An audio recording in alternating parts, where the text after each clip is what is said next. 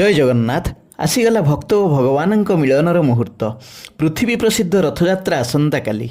जो मैंने पुरी जाउचंती अति उत्तम कथा। महाप्रभु को चका आखि सहित आखि मिसाई सीधा दर्शन करेंगे। मात्र जो माँ बापा माने भाई भौणी माने पुरी जाई पारु नाहंती सेमाने मध्य काली अशेष पुण्य अर्जन करेंगे। यही काम कले समस्तंक घरे जगन्नाथ मूर्ति अबा फोटो रही। काली सकाळु स्नान सारी प्रथमे मूर्ति अबा फोटोरे गंगा पानी सिंचन करंतु। तापरे हलदी पानी रे दुब अबा पान बुड़ाई महाप्रभु सिंचन करंतु। तांकर वस्त्र परिवर्तन करी नूतन वस्त्र पिंधांतु। चंदन लगाई दियंतु।